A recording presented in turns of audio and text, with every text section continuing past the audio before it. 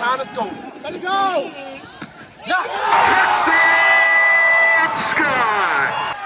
Well, welcome to Coffee with Coach. How are you doing, Coach Douglas? Doing great. It's a beautiful morning. We're going to have a little bit of warm weather this afternoon for a Thursday practice, but looking forward to a 6 p.m. kickoff against Howard Payne. So it's our one and only night game, at least at home.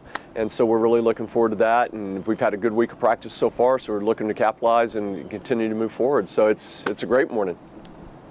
Yeah, it's going to be a fun Saturday, too. Absolutely. Over at Batesville High School, this is our temporary home right now. That's still. right. We're getting everything set up for you guys, so you'll be ready to take on the 0-2 Howard Payne, by the way. Surprisingly, but that's still a really good game. I know, or a really good team. I know we'll talk about here soon. Who's your guest today? Well, we've got Will Lawhorn. Coach Lawhorn is our offense coordinator and offensive line coach, and so we wanted to, even though he's not new to the program, like to take care of new coaches, he's also got a new role and is doing a bang-up job on that side of it. And so we wanted to introduce him to everybody, reintroduce him, I guess, to everybody, and let them know kind of where the things are going with the offense. Coach Lawhorn, go ahead and introduce yourself and talk a little bit about you. I'm Will Lawhorn, originally from Northern Illinois. Rochelle. Played at a small D3 up there. Actually got my first job in college with Coach Douglas at our former school, McMurray College. Came with him to Lyon during our spring season that first year. Got a unique opportunity to go coach at my alma mater. Was freshly married, so decided to move back a little closer to family. And then about 2 years ago, decided we wanted to move back to where with people we cared about and back to the area. So came back to Lyon, started back with the D-line, transitioned to O-line after that first spring, and been with them ever since. Talk about your title and what you're doing this year. So I'm our offensive coordinator. I'm also our offensive line coach. And performance coordinator. Juggling a lot. So I handle all of our strength and conditioning weight room stuff too. So delegate a lot, definitely. Coach Mackey, Coach Warren, all those guys help me out a ton. So yeah, definitely. There's a lot of time management that goes into it. So yeah. I know Coach Warren Coach Lawhorn is learning a lot, learning how to delegate. It's one thing when you're an assistant, you get delegated to. When you become a coordinator of something, you have to orchestrate stuff, you have to coordinate, and that means you also have to give up some duties, some tasks, and make sure that supervising and holding accountable is probably a little bit more critical. Last week we went down to Abilene, Texas. Yeah. And it came away. I mean, it's a little rough game. It's been coaching for a while. I don't know that I've ever lost two starting or first team, second team quarterback in the span of about 8 plays. Unfortunately, we're going to lose those guys for an extended amount of time, for sure. That was obviously devastating. And then on the heels of throwing a pick six on the second play of the game, or first play of the game, second play of the game, really early. Not a great way to start. And those things happen sometimes, and you can bounce back. But when you snowball that with some game-ending, at least injuries, at that spot, it definitely puts a damper on things and can allow things to snowball as far as what that score looks like. As I told the team on Monday and even Saturday after the game, 48-6 is definitely not indicative of who McMurray is and who we are. I feel like if we had stayed healthy through that game and not made a few of those critical mistakes that turn around at least in 14 points, even if maybe 21 points, if you sustain a drive and continue to score instead of throwing a pick six, that's a way different game. So as I told them Saturday, I told them again on Monday, you can't beat two teams. You can't beat McMurray and Lyon, and so we got to eliminate some critical errors. Defensively, we played so much better in the second half against Grinnell. We basically flipped that against McMurray. We played pretty poor in the first half, and then came back and played really good in the first half and then played poorly in the second half against McMurray.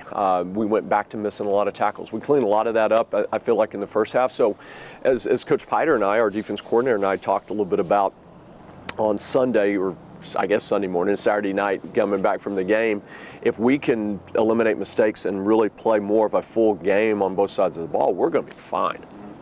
Exactly. Coach Longhorn, I know after McMurray scored, offense just took over and marched right down the field and scored for us. Yeah. So talk about that. How the offense performed, the offensive linemen, and how they opened up the holes and did the things that they had to do. I mean, the whole offense, I think, played really, really well the whole game. I don't think that 48-6 was really indicative of how well we played. Thank you. There definitely was a lot of adversity Saturday. One thing that I really appreciate is just how gutsy of a performance it was from our offensive line, from our running backs, from Grayson Johnson in particular coming in. And, we used him the week before in a really limited role. We had a little bit of a Q run game package for him, things like that. But coming in and just kind of taking the reins and, for the most part, staying even-keeled. He didn't really freak out. The guys rallied around him. Like Coach Douglas says, it just comes back to we can't beat ourselves. 2 pick sixes, that hurts. Getting shut down on the goal line, that hurts. A lot of that, I think, had to do with being a little shell-shocked. I mean, there's definitely an emotional capacity that goes into it when you lose your 2 starting quarterbacks, especially when 2 of those guys are Joe Gale and Noah Paez, guys who are really well-liked on the team. That definitely, there's an emotional capacity into it. Yeah. So I was really proud with how the guys stuck together, how they continued to fight the whole game. Yeah. Like I told them this week when we watched film as a unit, there's definitely good things in there. There's stuff that we've got to correct, and there's always going to be stuff that we got to correct. That's why we practice. If there wasn't, we would just roll the balls out on Saturday and have fun. There's stuff we got to correct, but it wasn't all negative. There was a lot of really, really good things in that film that we learned from, too. And we came away feeling like we ran the ball really effectively at times. We knew it was going to be a lot tougher. It's a much bigger team up front. In fact, I feel like the strength of their defense was their defensive line, and not just being bigger, but being bigger and pretty physical and having a lot of depth. This is one thing Will and I talked a little bit about on Monday, I believe it was the depth that they had on the defensive line and be able to roll basically 8 guys on a 3-man front.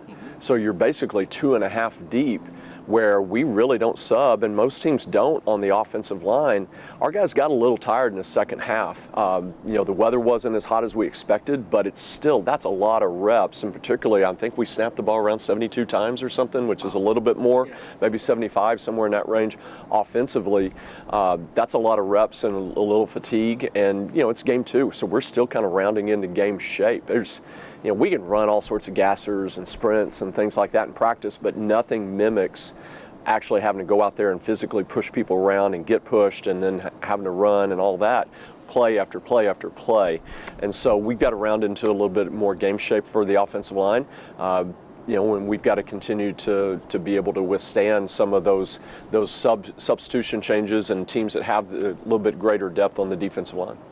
Good thing about it, though, that in the SCAC, you get to play McMurray again. That's true. This time at our place. That's true. Later on in the season. So, absolutely. What do you think about, the chances there? Well, I mean, I feel like, probably if you were to just be very outside expert and evaluate player to player, they've got more depth in certain spots. They're probably a little bit better on the defensive line than we are on the offensive line, having 3 new starters and a lot of young guys.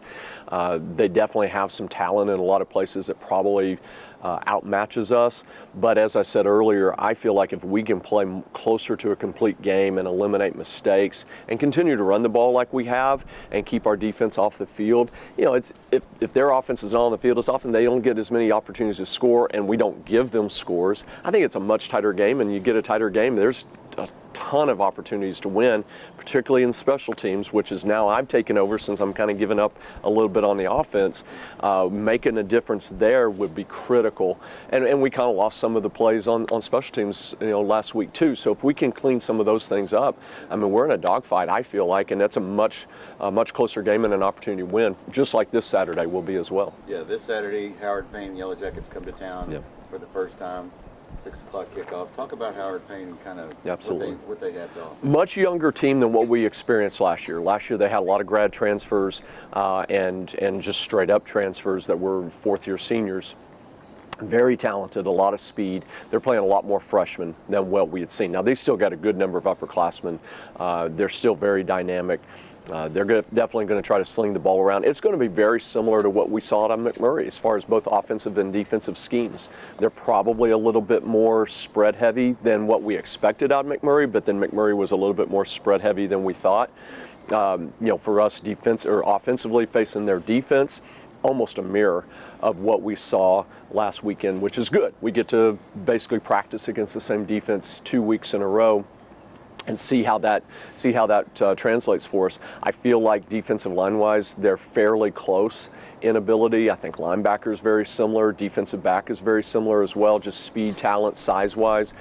So again, there'll be some mismatches, but there'll also be an opportunity for us to be able to capitalize on some things that we've been able to practice now for 2 weeks. So very good team, but definitely different team from what we saw last year. A lot of changes in a lot of positions, both on offense and defense, and even on special teams. Coach Longhorn, talk a little bit about your perspective or your take on that. Definitely a very similar team to last year. Very, very similar, like Coach Douglas said, to who we faced last week in McMurray. They're definitely strong and big on the defensive line. There's still going to be a 3-down front, a little different, where we'll see more of a 4-eye and a tight front, which can sometimes present problems in the run game. But honestly, I think I'm very confident with our guys. They've had a very good week of practice. Their linebackers do play really, really well and play really aggressive on the edge with their overhangs. So we feel like we can take advantage of it a little bit in the RPO game, things like that, and go from there. It just comes down to us doing what we do well and going from there. So, talk about your offensive linemen. Nobody ever talks about offensive linemen. Yes, definitely. They are really a key part of this. I'm very, very, very, very happy. I mean, you got guys who are experienced like Zane Alls and Grayson Gibson who just come to work every single day and they bring their lunch pail. And then you've got guys like Cohen Pfeiffer, Eli Roberts, and Shane Hampton, our 3 new starters who have done, honestly, an awesome job for us to start off. They make my job fun. They definitely do. They keep me young, I always say. Probably give me a few more gray hairs than I would like to admit, but no, they've done a great job. One thing that I really appreciate about all of them is how their willingness to play together. I think that's been a huge difference from this year to last year, at least. It really does feel like all 5 have meshed from the start. All 5 have played together. They communicate. I rarely see one of them alone. If Zane Alls is coming in, usually in a couple minutes, here comes Grayson Gibson. If Shane Hampton's coming in and sitting in my office, in a few minutes, here comes Cohen Pfeiffer. And Eli Roberts is going to be there with everyone else, too. So they played very, very well, I think, at the beginning of the game. Definitely, obviously, we would like to run the ball a little better than we did last week, but I still think we ran the ball effectively, especially at the beginning of the game. They played very, very well. And the nice thing is they just continue to get better. They're really, really receptive to coaching. They want to get better, and I think that's the number one thing that it comes from. They want to be coached. They want to get better. They love football, and you can tell. Yeah. That's what it comes down to with them. It really is that. I mean, I tell the O-line 2 things all the time. First, it always starts and ends with you guys up front, because it doesn't matter. It does matter, but it matters a lot more when you've got 5 guys up front to help complement or really be the tip of the spear for any type of talent you have at receiver or running back or quarterback. And so it really has got to start with those guys. But I also say, too, it's 5 fingers on a hand. And the hand can't work if one of those fingers can't work as effectively if one of those fingers is not working right. And so those guys got to come together. And so when the boys club gets together every afternoon, and sometimes the wall, because Will's next to me in the hallway there, the 2 offices are adjoining, sometimes I'll hear the guys banging up against the wall, so I know the O-line are having fun, and you can walk by and you don't have to walk by, you can hear them all down the hallway just cutting it up and having a good time and movie quotes and ragging on somebody and whatever. But when you've got that going on, that chemistry is going to be strong, and as it just continues to develop, and that's a great thing too. Zane's a senior, but Gibby's only a sophomore. We've got 3 other guys that are sophomores now, but first-year starters. We got 4 guys that are going to be around together for a long time, and so that's really exciting. Those guys can stay healthy and continue to develop together, and they've got some size and ability. That's going to make for a really strong unit over time. So I'm really excited, not just for this weekend, but future weekends as well with that unit in particular. Last week, of course, we had the 2 quarterbacks, 1 and 2 go down. Talk about the quarterback situation this week. Well, I've said before, and I think I said it in week one, we were kind of holding our cards to the vest on announcing exactly who we wanted to be our starter. I really did mean and truly did believe that we could have gone with any of 4 guys that we had that we felt like were really competing for that number 1 spot from day one and all the way through camp. And we felt like we chose the right one, and he did a great job in game 1 and kind of got us started a little bit in game 2 and then is down. But so I didn't really blink. I didn't feel like our team really, I mean, we're obviously concerned. You got to roll, one of our quarterbacks out there and he's rolling his shoulder around saying, I'm not sure I'm warmed up yet, and go sling I don't know, how far was the ball to said? Was that about a 45? I was going to say it was about 45. No shorter than 35 at the Yeah, I mean, he got us down into scoring position, and I mean, shoot, here we go. And he hits a couple of dig routes as well, which was really awesome to see because it's something that we've always been preaching, to work that progression back to the dig. And we banged a couple of those and got Xavier Long engaged in the game a little bit there early.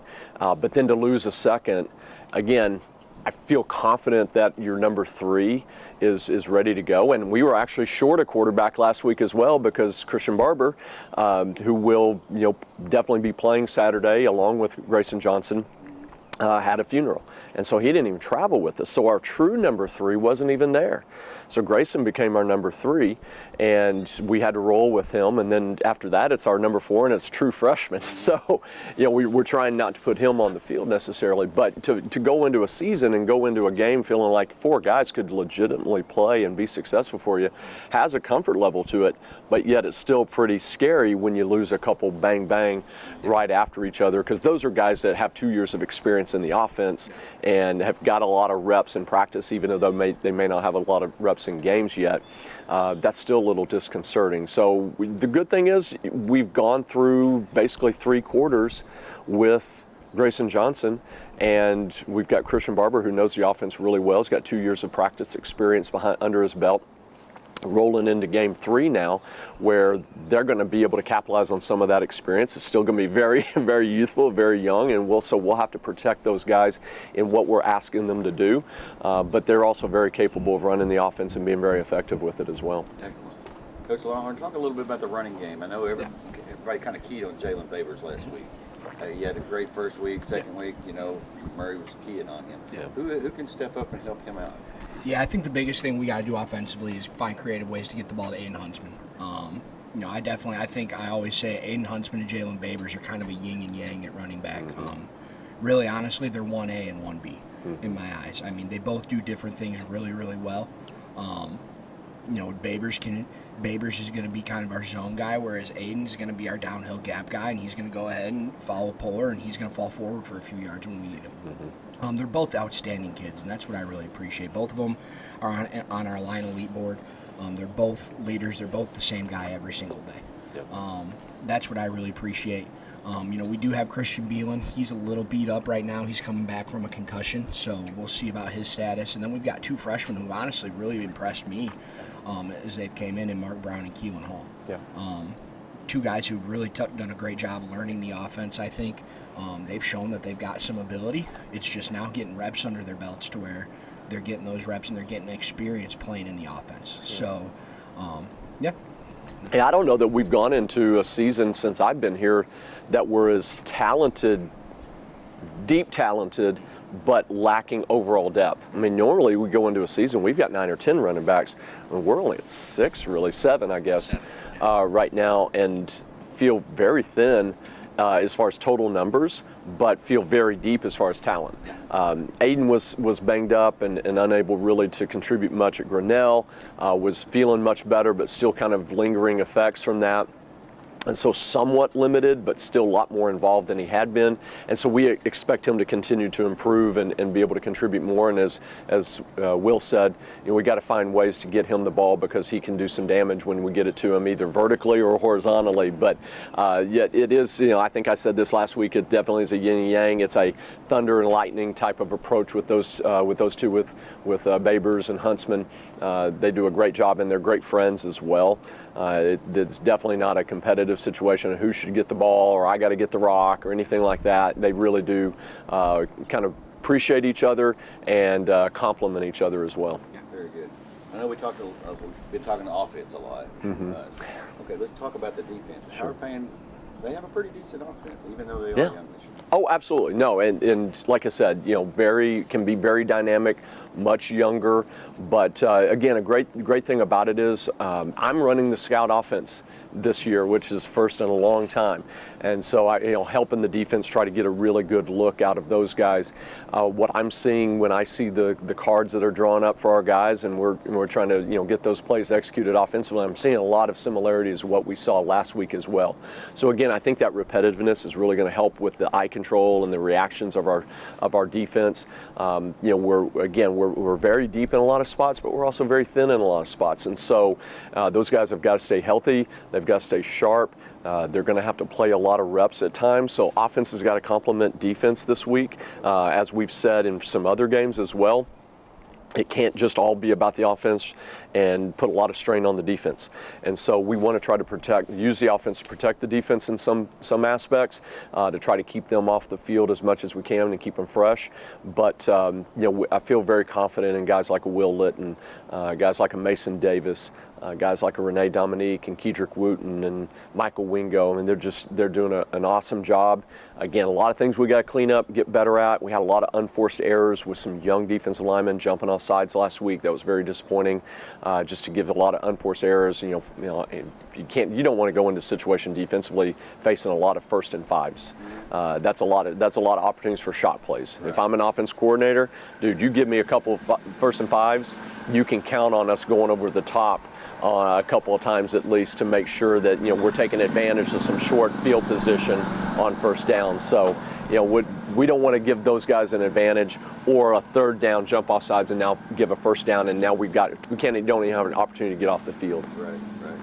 Coach Longhorn, talk about the excitement surrounding the first home game this year. Yeah. So I definitely think, obviously it's our community day. We've gone out in the community, gone to the local elementary schools this week. Yeah. I've had a lot of guys go out and do car doors, hand out tickets this week. I definitely think there's some general excitement around, especially when you have older guys who are acquainted with the community. Yeah. You got TP who played at Batesville.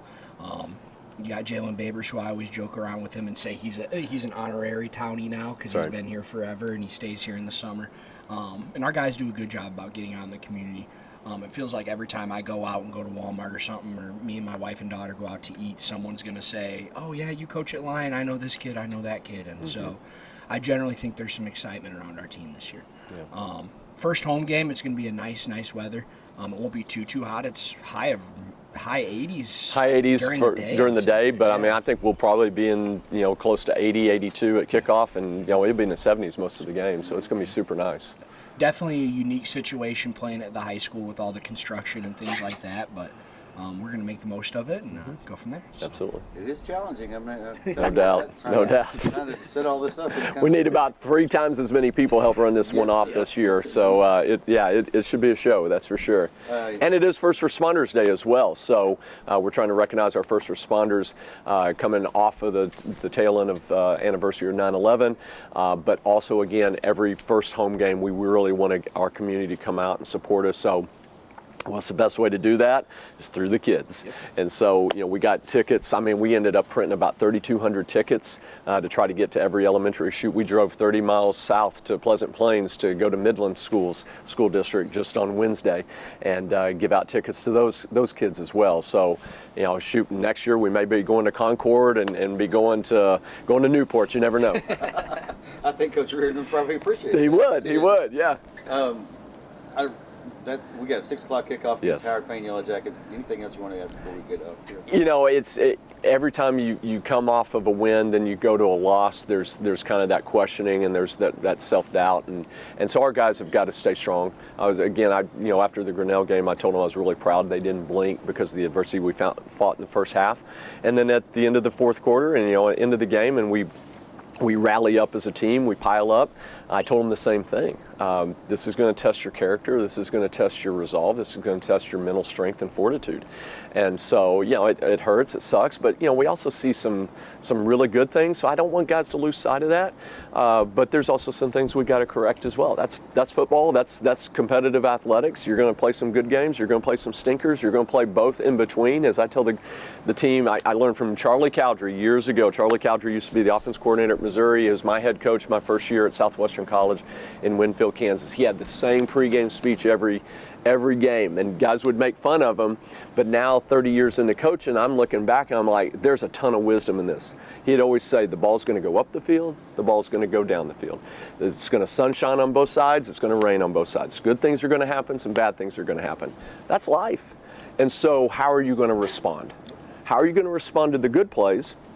As we just focus on, hey, we got a great interception, and for 3 plays, we just focus on that, and we don't focus on those next 3 plays. It's probably going to be a 3 and out for the offense. Vice versa, we throw a pick 6. How are we going to respond? Well, we got to respond with a great offensive drive, go down and score, and let's match it back up, and now it's basically 0-0 again.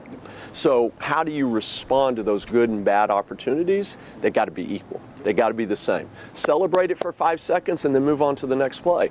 Or pout about it for 5 seconds and then move on to the next play, because there's going to be a next play. Well, in this case, there's a next game. The next game's Howard Payne.